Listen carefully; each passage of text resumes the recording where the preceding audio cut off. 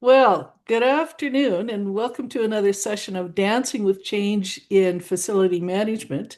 I'm really pleased to have as a guest uh, Hinesh Chauhan, and he is going to talk to us about project management and all of the nuances and skill sets and challenges that are involved in that.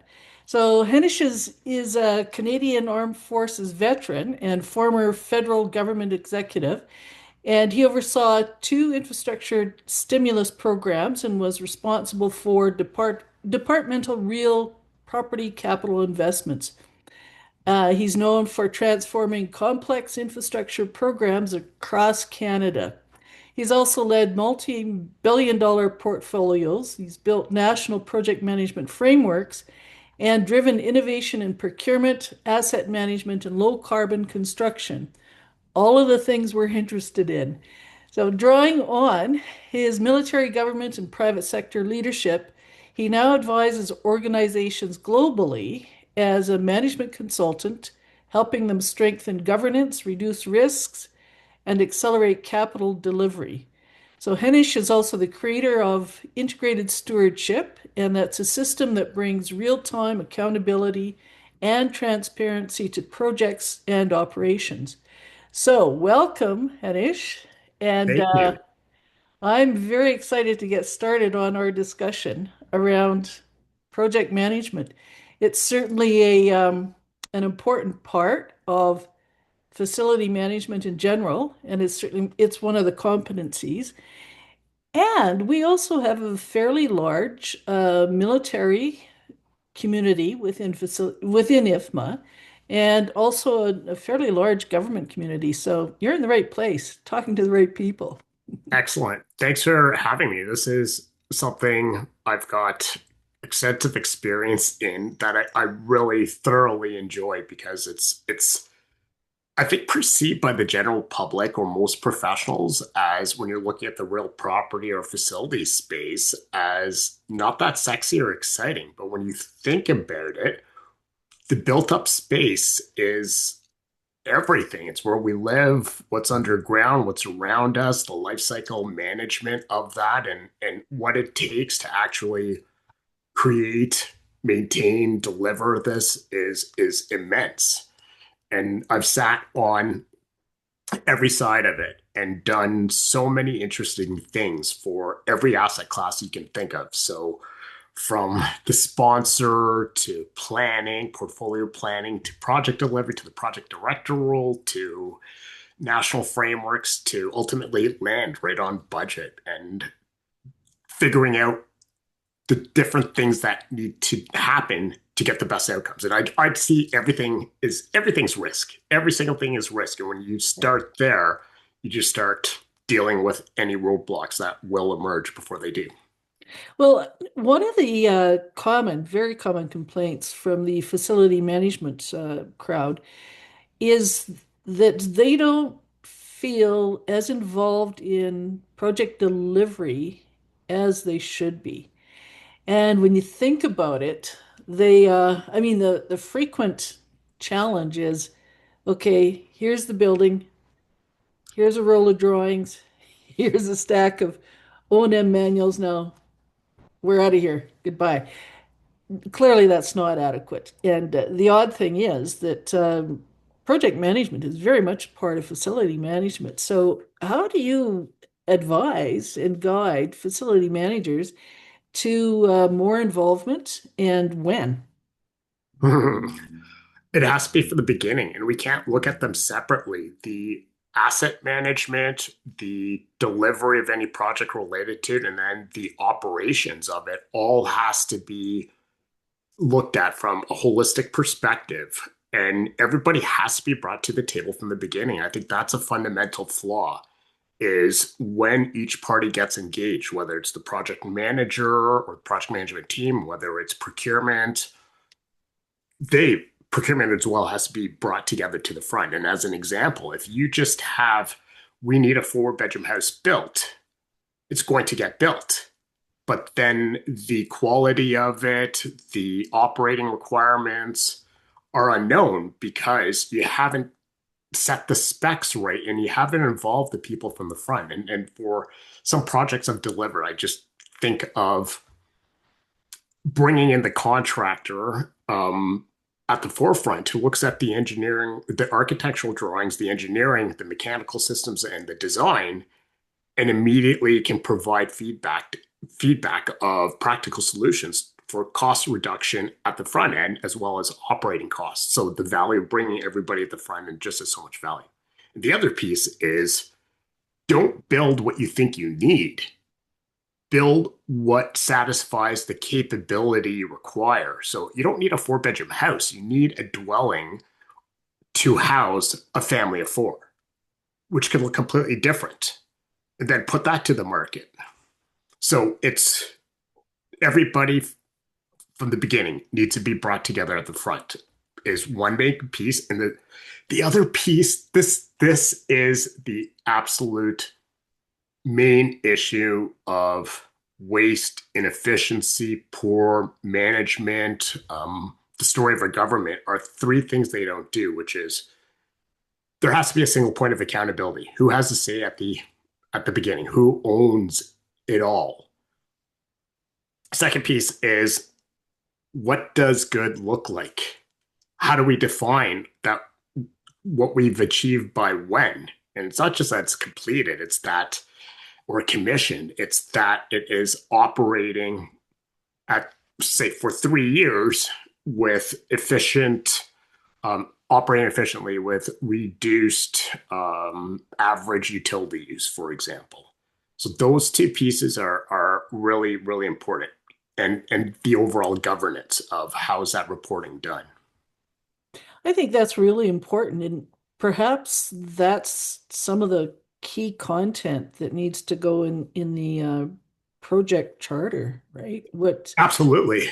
Absolutely. And as an example, you and I have spoken about this before. The harmonization of the building code will never get done because they haven't drawn a line in the sand of this has to be established by the state. And the committee that leads it nationally is led by a bureaucrat, and on the other hand, a representative from private sector. So you've got two heads on this hydra, and neither one of them is in charge.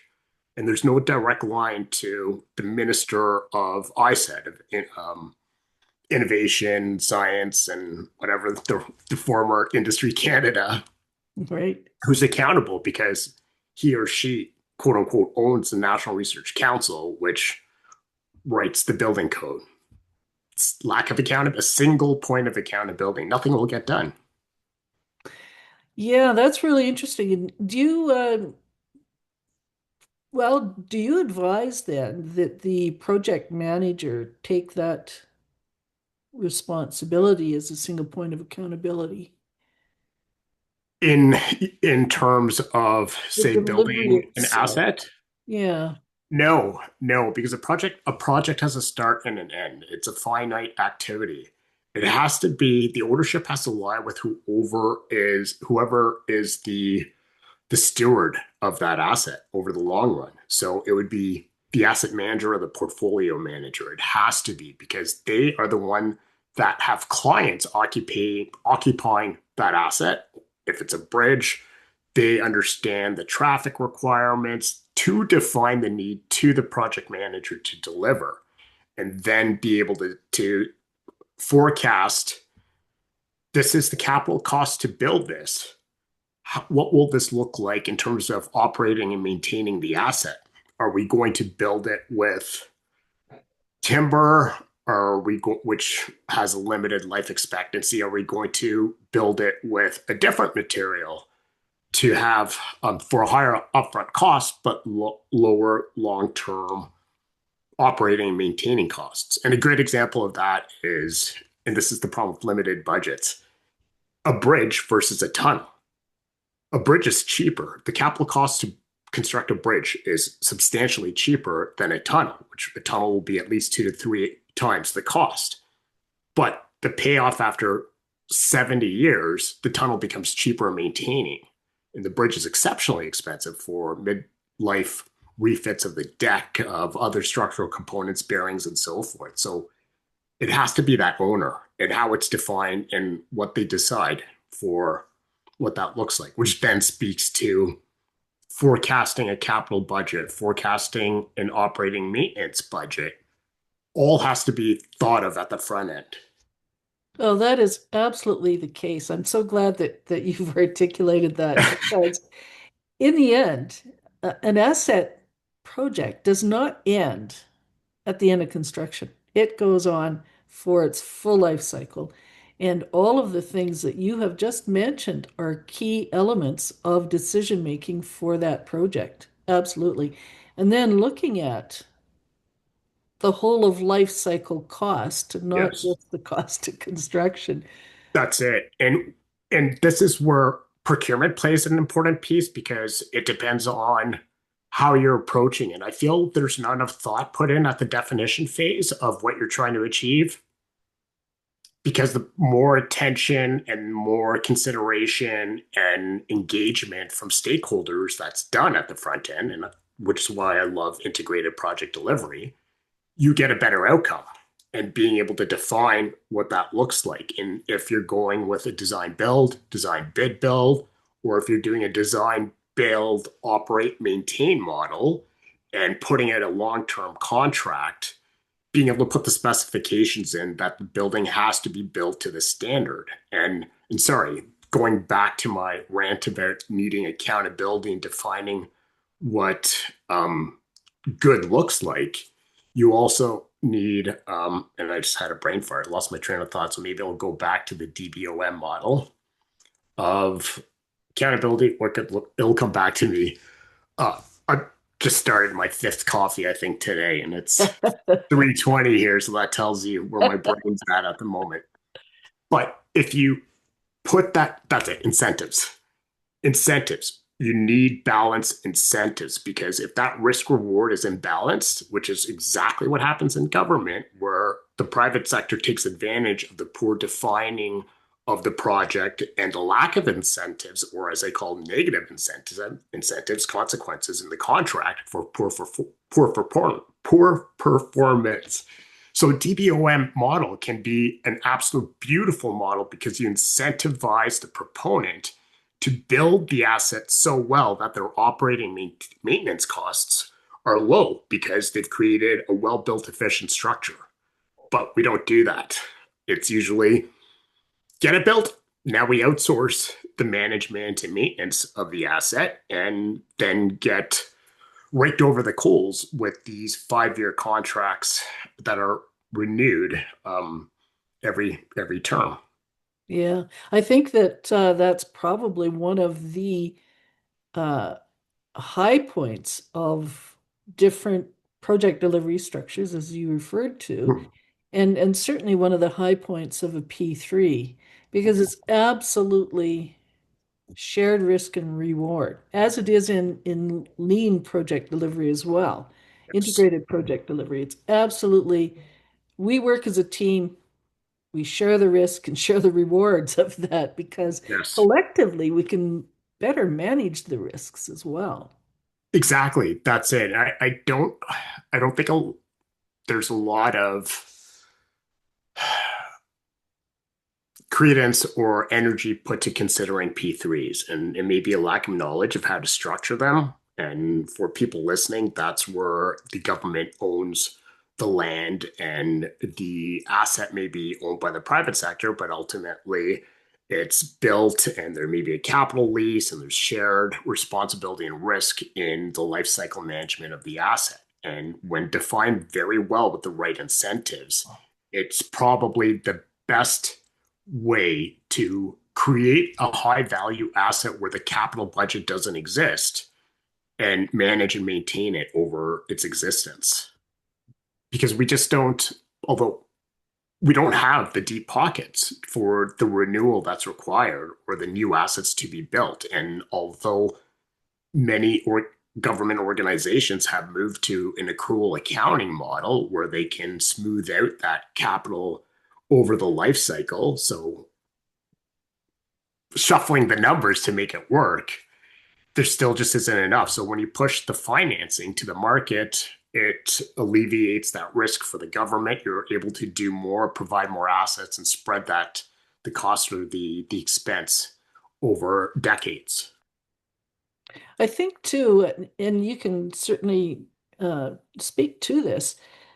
Most organizations have capital plans, and they're usually at least a 10-year timeline, which makes sense because it suggests some pre-planning, some longer term thinking.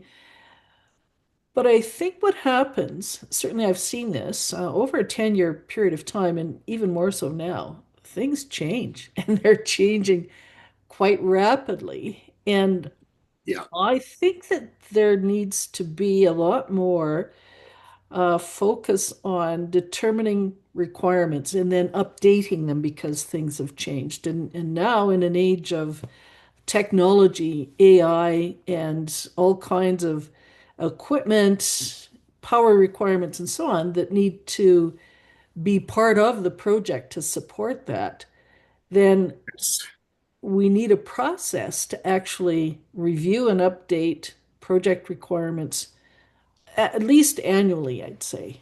agreed. It's and not just update it, but holistically update it. And this is, I'll share what I've seen. The capital plans are more of a tick box that they from the federal government preparing this plan, being able to forecast the requirement at a department level because it's a Treasury Board policy requirement.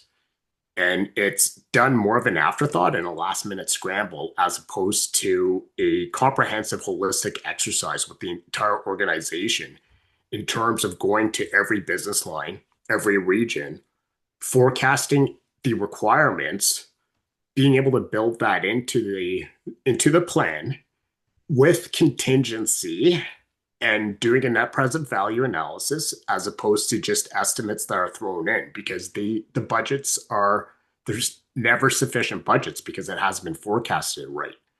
And then the other piece is the capital requirements, that holistic lens of say hypothetically or not, you're buying new helicopters for an organization and it's part of the capital budget, not outside the real property. It's on the equipment side, and there is a significant process to be able to acquire it. And it's seen just as a standalone unit, as opposed to my note or comment earlier about everything is a capability. If you buy a helicopter, you need simulators.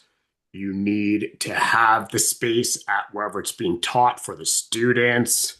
You need the hangars, you need all these elements which isn't factored into the budget. So when said helicopters get delivered and you realize, wait a minute, our hangars aren't big enough to accommodate them, it creates a nasty ripple effect throughout the organization with a lot of finger pointing and then scrambling.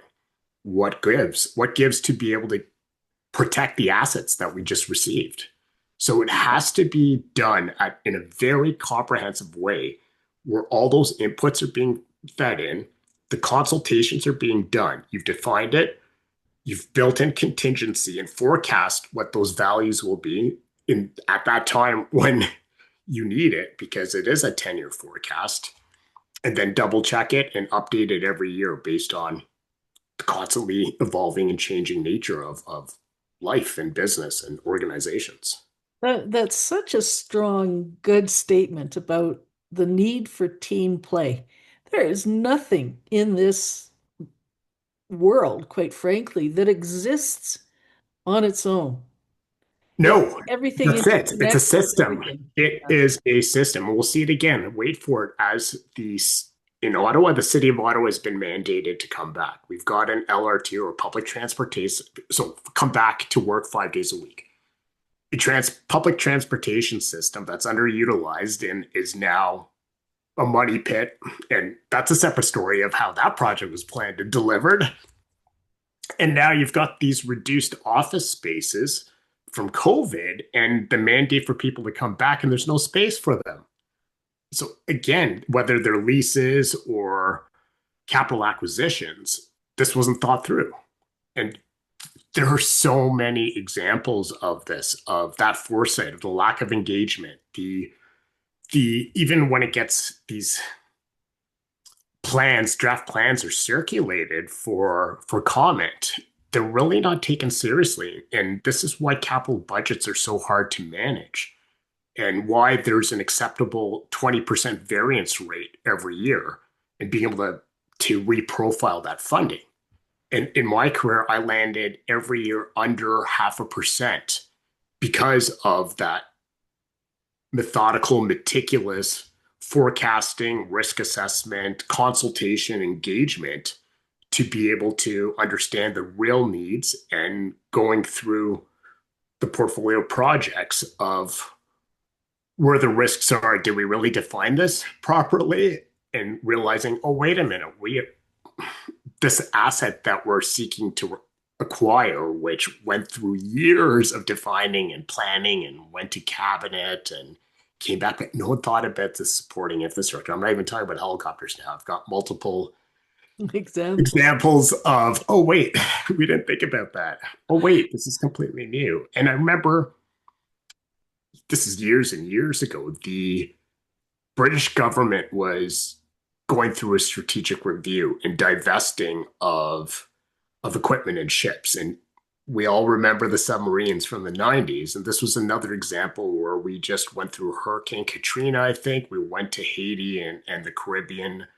The military was deployed for support for humanitarian operations. We didn't have a landing craft. So the Navy wanted to procure their used ship. And at the time, I was working for the Treasury Board, and I remember being called to D&D. I was overseeing defense big initiatives and high risk initiatives, sitting around a table with admirals who said, okay, we're planning to do this, help us draft the memorandum to cabinet. And then I started going through, okay, well, can our wharf infrastructure support this? Where is it going to be housed? We're going to need new sailors to man this, and space at the Naval Academy to be able to train them, simulator, and then the cost just went up. And then I remember that was one of those last minute late night events where I'm in this boardroom into the wee hours of the night. And at the end, it was the realization, this is unaffordable. We can't do this. And that's Right. missed on so many acquisitions and in so many projects because it's just like, oh, okay, yeah, we can afford a Rolls Royce. Oh, wait, I can't afford maintenance or insurance on it. That is such a constant ever statement. You know what? That situation just continues and continues. And I'm wondering whether or not it might be influenced by just changing the structure of our management itself. Because we know, being in this business, it's all about the team. And Yes, if and it's not about looking at something and then tossing it over your shoulder to the next player.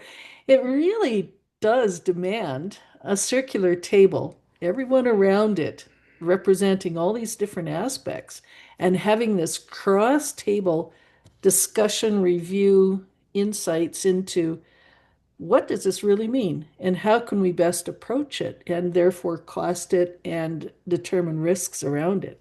yes. And I think just like the the audit function in an organization is it's an afterthought. It's an audit Right. and how the findings get incorporated. Because if you go through audits and evaluations for organizations, you'll see that the same mistakes are being made. I think a standard needs to be created for how you do this level of planning. And assets, real property, infrastructure is more of a second thought. Organizations are focused on service delivery or the product delivery and don't realize that the enabling assets and services that facilitate that are so important and part of that continuum of service delivery. You need the people, they need to be trained, they're in a physical space that provides them the ability to do their job. And if it's manufacturing or Mhm. otherwise, how is that being managed, planned for, and the life cycle management of it so that it's affordable and there's no surprises? Because assets, real property assets, are always the first to see cuts because you can delay that roof replacement to next year. It's not a big deal. But then it's the roof, then it's the HVAC, then it's all the other things that get cut, and then it catches up with you. Then you get sick, sick staff because of the poor conditions in the building, and it's this horrible cascade effect that then leaves senior management scratching their head, wondering how that happened. Well, that's actually such a good point to be made now because we're in this really curious time in the existence of the world where whether it's weather or climate change or a whole combination of various things, which it likely is, but we are experiencing extreme weather events. Yes. And as a result of that, the insurance industry that we have relied on to date is saying, "Whoa, if there isn't some kind of resilience built into Yes. this to manage risks, we are not interested because, I mean, insurance companies insure against risk, and if no measures are taken to build resilience, then they're out of the marketplace. And so then that suggests to organizations, okay, if you don't have insurance, that puts it all on you, which governments are self-insured anyway. But there has to be a recognition of the cost of that, and not just to the physical assets, but to the disruption of business. Yes. And buildings are the largest greenhouse gas emitters on the planet. Another thing that's not spoken about. And then the insurance, the last 5 to 7 years, we're seeing insurance tap out of covering many buildings or assets or regions. And then governments aren't self-insured. They just have to come up with the money to cover anything that fails, which is Well, in essence, adds to the expense. That's a massive liability. And yes. we have the technology to build climate resilient assets. The I think there's a collusion element with concrete parties, concrete manufacturers, because I've seen Roman assets, and we know there's so many studies because I've gone into a lot of depth to be able to challenge this in my career and only to hit a wall, even in pushing out design specs to have a certain mixture of cement. So increased lime, I believe, creates these resilient, marine durable assets. And we see these assets and structures for that stood for centuries that were built Yeah. by the Romans. And we have, I really think, design or engineered obsolescence in what's being built because Hmm. there are ways to build better structures. The technologies are out there. The better construction methodologies, better materials and mixtures that are cost effective. There is no reason why we can't build that better structure, that better asset. There really isn't. Again, I think that's so influenced by the singular thinking, linear thinking, instead of uh, contribution from every aspect of what this is really all about.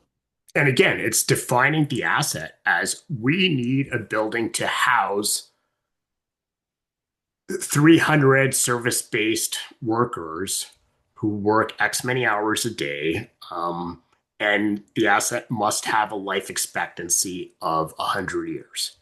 Put that to the market instead of just saying we need to build an 8 story Yeah. building with a 40 by 80 foot meter um, floor print or floor plate or footprint. Put it to the industry to get creative and come back and review those bids to see who's most competitive and creative. We try to define too much, and if we don't put that to the market to respond to and put it out there more broadly as opposed to prescriptive, we're not doing ourselves any favors. And that's how we'll get the change. Again, it starts at the beginning and being able to look at use cases from around the world where we do have things being built better. I think you just nailed the word prescriptive. Yeah. And I think if we really want to invite creativity, if we want to really address risk and reward over the life cycle, then it's not prescriptive. It's saying this is the goal. Let's look at different ways to actually get there. That's the only way you'll get a better mousetrap. And if you look at managing people, when you tell a subordinate to do something, you're not telling them do this and this and this. You're not micromanaging them. You're telling them what needs to be done. And something I learned in the military that was really important in communicating what needs to be done is the intent. And when you're writing mission orders, for example, one of the top four elements is the intent. And then my commander's intent and their commander's intent, so that if everyone gets killed, they at least know what the end goal, what the end state is. And the end state is defined. What is the end state? That there's a turkey dinner at the table at 6 p.m. on Christmas Day, for example. So putting the intent out to the market and not being prescriptive, and think of it as a delegation, the same way you delegate to a service provider, to an employee, put it to them and let them do their best to get you what you need. That's really useful, insightful, because you don't want to be prescriptive and you also don't want to just be defined by low bid. What you No. want is a solution that's balanced that actually addresses time and cost. Mhm. And this I my dad, me, for that low bid, and he's happy to buy things that die to go out and buy it again. And so last week I was over and just talking about the boots I have. I've had them for probably my winter boots, 6 years old. They were expensive, but they are effective, comfortable, and they're going to last. I'm probably not even halfway through their life cycle because it was built well for what was needed. And my dad, in that same time frame, will go through probably 5 pairs of boots and pay more than what I paid. But he got a deal on the first pair. No, I think there is definitely influence of that kind of very incremental thinking instead of the broader whole life and whole project and all of the different players that really do need to be involved because they are being served in some fashion by this project. And that's what has to get through not just CFOs, but senior vice presidents in understanding the importance of the entire system. It's not just training and development and better people and AI to push out a better product or service. It's looking at everything. Okay, now we need a data center. How does that play into it? The power requirements. It's We have to look at everything and not just an IT project to acquire this. We acquired it, we'll forget about it. Okay, we have to update our O&M tables for additional power usage. Look at everything holistically from the beginning. It's a system to be able to run your business and provide the solution that you're providing to the marketplace. And the same thing comes down to any renewal of any projects. Why is a project being run? It's to add a capability or to upgrade an existing one. What's that capability and how has it changed from 1970 when this asset was built to now? An example I lived through was um, scientists, science organization. Scientists had large offices because they had all the publications they needed in hard copy and when it needed to reference it. But today's day and age, everything's digital, and that was a fight just to rationalize that space and reduce the footprint Right. together. But it's the capability. They don't need that space. It's a lot of ego involved, but at the end of the day, so much changes over time. We have to look at how that translates to today's requirements. And it's a focus on the system and the capabilities required to operate the system cost effectively over the lifespan of it. You know what? That's so true. And just as I was listening to you describe that, because we've all been through that scenario at some level, but there really is a need to understand the changes going on with the work of the occupants themselves, Yes. then the changes underway with the tools they use to support what it is that they do, Yes. and then the physical environment that contains all of that, that Right. needs to also be flexible as the workers change, their tools change. The building too needs to adapt, be able to adapt and change Yes. to serve that. And even um, doing the right, asking the right questions. So this is where bringing in the right people for implementing something. The experience matters because you can save millions by not asking the right question. One example is PV, solar, implementing or adding solar on a structure. You would think if we're doing this, we need batteries because we should store the power, which then means you need more space for that. There's a life cycle asset or the life cycle management of the batteries, replacing them, disposal, safety. But studies show there's no need. It's more cost effective to just get the power that's being produced in real time as opposed to storing it when you look at the full cost of storing the batteries and the replacement and disposal of them and then the space they require and all the safety elements and inspection for them. So So whole it's picture. yeah, it's the whole picture. And no, that's not thought of. People don't consider that. They think it's part and parcel. We get the solar panels, we need the batteries because we have to store it, but it's not cost effective. The other part of that too, and that's such a good example because solar panels typically, or at least historically, have been add-ons onto the roof. And there hasn't really been much thought given to, okay, roof repair, roof replacement cycles, and how does that impact the installation of solar panels? Uh, that really hasn't been thought of until the time comes when the roof needs to be tended to, and then suddenly you've got a double project going on here because of Yes, exactly. not And the aligning these things. complications of removing the panels to replace the roof and putting it back on. And the same goes for windows. There are panels, there are clear panels now that exist. There's so many different ways to be able to generate passive electricity. Right? Yeah.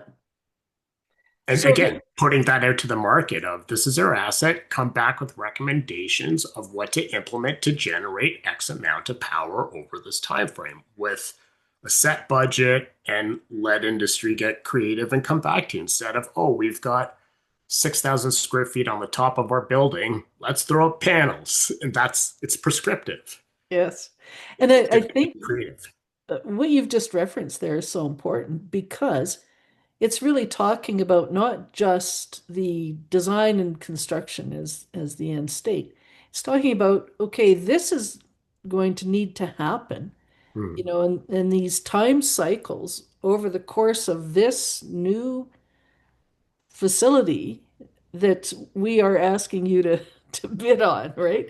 So having that kind of input information into the description that goes out to market so that they can have a clearer idea of what really they're going to have to contribute to. And thinking through, as you said, the needs of the clients or the tenants of the building could change. Looking at models where mechanical systems are centralized in the building, like a trunk, and having movable walls so that you can reconfigure the space as needed or in the future. And the cost savings just by planning that and having that trunk or that mechanical space in the center that's easily accessible, that simplifies a whole lot. And for some reason, that's not a common practice. And It's an it I, afterthought, it but is. It is. you're so right. I've seen that.